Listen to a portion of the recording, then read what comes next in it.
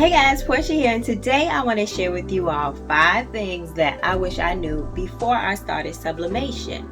So I actually got deep into sublimation when I brought the Cricut Mug press. I was really impressed with the fusible ink sheets, and I'm the type of person, when I get into a craft, I'm like, what else? What else can I do? So from there I started designing in Canva. Before that, I have an Epson EcoTank that I was not using. I have the ET2760, and I wasn't using it because I had brought a brand new Canon Pixma, and so the tank wasn't filling my needs anymore. But when I started thinking about sublimation, I'm like, oh, wait a minute, I can convert this. So I already had that piece. I brought my ink, I brought the tools to convert, and I just have not looked back since. Since then, I have done mugs and blankets and cups and keychains, iPhone cases, a little bit of this, a little bit of that. But there are some things that you don't know about a craft until you actually get into it. You can do your research, but until you start doing it, that's when you really find out, oh, okay, I saw that person on a video and it looked really easy, but okay, this is actually what I need to do to ensure that I get this done properly. So let's go ahead and jump right. I wrote everything down so that I didn't forget anything. And the first thing on my list is printer settings. So like I just mentioned, I do have the Epson EcoTank, and I went on ahead and converted it for sublimation. And the first thing that I did was I put the ink in there and I started printing. Okay, well, that's fine and dandy, but my colors weren't set up right, my sizes weren't printing out right, and it's like, I don't know what I'm doing wrong. So I did a little bit of research, found this awesome video by Cosmo Inks, and they actually showed me how to put my printer settings right. So I'm gonna pop up on the screen here where my printer settings are. It's extremely important that you do this because honestly, it saves you time, effort, and possibly even materials. If you're printing, you're wasting materials and you pressing on stuff, then you know, you wasting money, and we don't want to do that. The other thing that goes into printer settings is installing your drivers. So another mistake I made was I connected my Epson EcoTank through the network, and it gave me a basic menu, as you see here, again popping that up on the screen, and then I couldn't get to the place where I can say, this is the ink I have, this is the this is how I want you to mirror, and I want you to do low speed and all that other stuff. I didn't have that option because I couldn't get to it. So be sure to install your drivers. Another thing, just the last little tidbit, when it comes to the printer itself, not necessarily the settings, is your inks. Now I have tried so far 3 different inks, and I've tried Printer's Jack ink, which am I saying that right, y'all? Printer's Jack, yeah, that's right. Printer's Jack. I've also tried Cosmos ink, and most recently I found, which actually is one that's a little bit cheaper than the other ones, it's called VEVOR ink. Now I've actually used their vinyl before, but I was pleasantly surprised with color saturation and the crispness and brightness of colors with their particular ink. So you are going to want to figure out what ink works best for you, but those are the 3 that I know, because I've tried myself, that I have no problem with. I definitely do have a favorite out of the 3, but all 3 of them definitely will get the job done. And of course, at the end of the day, it does come down to your settings, your paper that you use, and the materials that you're pressing on. So you'll find out. Let's go ahead and move on. And next on my list, I have keep notes. Like, start a sublimation journal. This is the journal I use when I'm doing, or rather the notebook I use when I'm doing my videos. But I do have a journal now specific for sublimation. I'm gonna tell you right.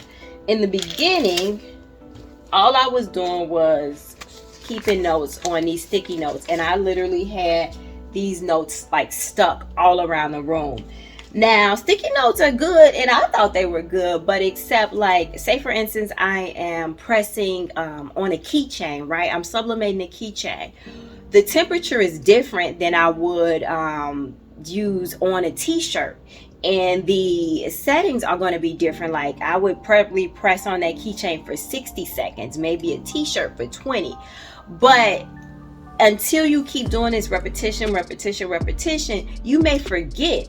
But it is real easy to write down in a notebook, keychain, 60 seconds, 390 degrees, and you got that note for good, instead of what I was doing, jotting it down on a little sticky note, stuff like that, and then it would fall behind my desk on the floor, something like that, or either they just would pile up and it would be like, okay, I can't find it, let me just Google it. Well, if I had it in a notebook, I would be able to flip and turn the page and be like this. And then the other thing is, say for instance, you do find out that you like Cosmos ink better than Printer's Jack ink, and these are the settings that you use it on and that you like the best. Put that in your notebook. All it's going to do is help you produce a better product at the end of the day. All right, moving on. My next note I have is measure twice, do test prints. Oh my God, y'all.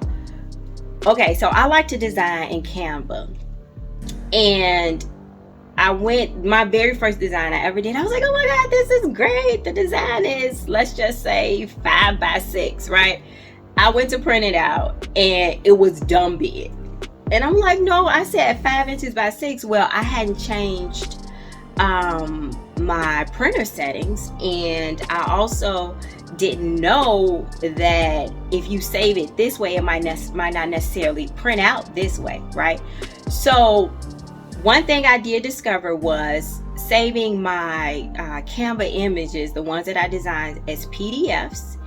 And then when I go to print it out, I make sure that it is like on print scale is on 100%. I have found when I do that, it keeps the exact same size of the image that I'm trying to print out.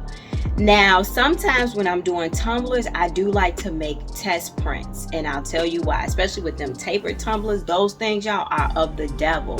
I like to print it out on my Canon first. I do black and white, and when I think I have the correct measurements, I print it out, and then from there I'll go ahead and I cut.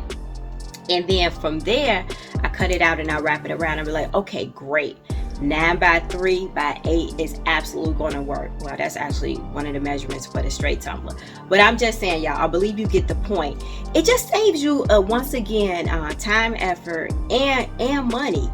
Printing out in black and white is not as bad as literally sitting up, printing out various images with your sublimation ink that you can't even use. Maybe you'll make a collage t-shirt with all your mistakes.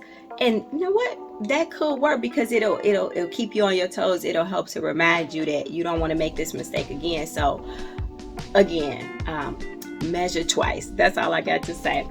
Let's go ahead and let me tell you about this, y'all. So this one is tear when you can.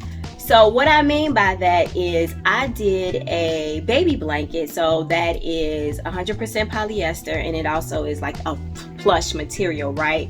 And I went on ahead and printed out all my various images because I was using little images for the baby blanket. And I had the my heat press, and I put the image down on the blanket, and it left the square indentation on every single image that I pressed.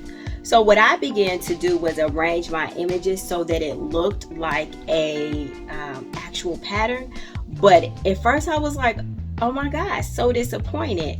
Well, of course, after I did the blanket, I learned that if you tear the edges of the paper, it creates a smoother edge, and it does not leave those harsh lines. So of course that was something that I didn't know. I was like, oh, you just do this like you've been pressing everything else. No. So I wish I had known that, but at the same time I was trying to, not be disappointed and like go forward thinking. And so, like I said, I ended up turning it into a pattern, and it worked out, and I was still able to give the baby blanket away. but perhaps it can save you some time and effort if you know, just tear those edges and you're gonna have a smoother design at the end of the day. All right guys, last but not least, I have gaps are not your friend.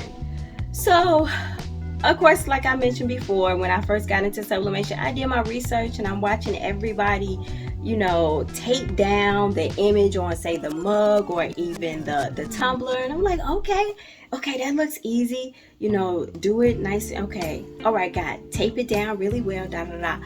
But if you don't know the logistics, but the logistics as to why they're saying tape it down really well, or that particular person doesn't say pull super tight, you could miss something in there until you figure that out on your own. So I remember the very first one I did, I thought that I had taped it down well, but what I did not get in that process was tight.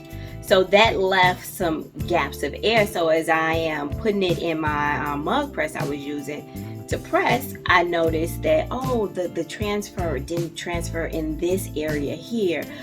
There, I got lines over here.